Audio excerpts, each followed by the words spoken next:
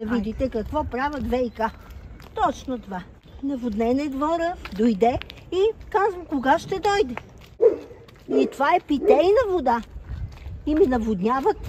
Аз като минавах от тук, жената ми показа тук един теч, който много я безпокои, но докато се разхождам из района, вече дойдох с една кола да го оправят, но за сега на този етап още се чака да дойдат може би още хора. Тя не е сигурна каква ще е развръзката, но като цяло се работи по отстраняване на проблема.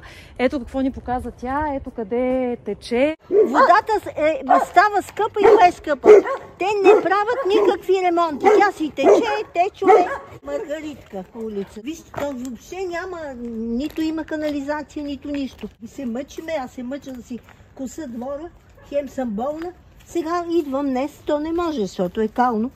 Наводнена съм. Ще минем отдолу да видите тече и да се снимате. И дойде и казва, не мога нищо да кажа. Всека година, това е един стар водопровод, по 50 пъти се чупи. Да го сменят. Не е хубаво така да се изоставя човек в беда. Кога ще дойде? При първа възможност. За 1 май, а може и след 1 май. Значи това ми е имота. Отдолу ще го снимате как е наводнено. Ето, то се вижда от тук. Аз си отидах при 2 дни, косих, защото е много чудоемко и прераснала е тревата, тук да не паднете. Няма. Като че кози ще ходят, хората тук живеят. Моите родители живееха тук, аз идвам да я поддържам, да не стане запустело. Аз му казах, че ще потърся журналист, пък вие ми дойдохте на крака. Случай е, че на 16 април имало пак теч. Дошли са и уж са го правили с пломба.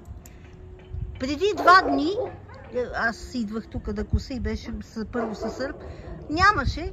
След като съм си отишла, протекло. Преди 2 дни съседа се обадил. Аз се обадих днес 2 пъти от сутринта. Дойде някакъв, който е на дъщерна фирма. Те са 100 фирми.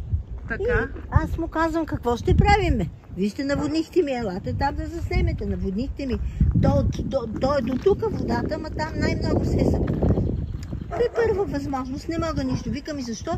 Правите го некачествено на 16. Това е стар водопровод от 100 години сигурно. Леко тук да не пропаднете.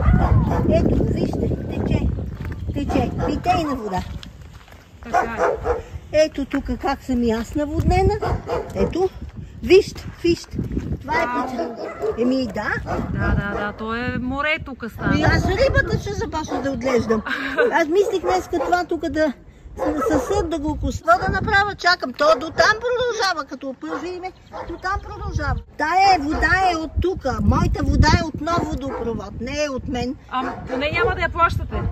Няма да я плащам, ама всички я плащаме. Това е питейна вода и те ни казват, има течове, губи се вода, трябва да се увеличат цената на водата, но не хаят. Дойде някакъв инспектор, ето, това е заблатено вече. Това не може 100 години да изсъхне. Колко време е така? От 2 дни. Погледнете, то си тече, има течове.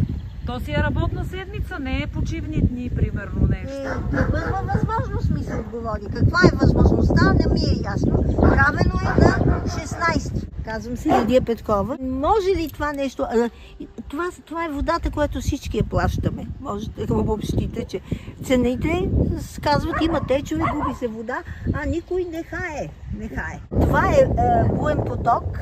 Кръстовището с 736. Къде се кръстосва? Какви пътеки ходят като кози? Аз не живея тук, идвам да държам, но това е нещо страшно. Ето, това е правено, един път е правено на 16 април и след 10 дена наново. Качествено, вижте какво става. Теч. От много години имота и тази е стар водопровод, който е само за тази уличка, могат да го сменят. Те го поправят по 40-50 пъти в годината. И ми наводняват имота, ама хората спират водата, търсиме ги. Много неприятна работа. С ВиК да нямаш работа. И пътеките, няма никакви улици. Никакви улици, пътете хората. Аз не знам зимно време какво правят тези хора. Защо като са копали, не са го засипали поне? Ето я пътечката, която се води улица Маргарита. Всичко това се случва днес. Чака се още да дойдат майсторите. Мисля, че е по-ефтино да се сменят всичките треби, ама не знам защо не ги сменят.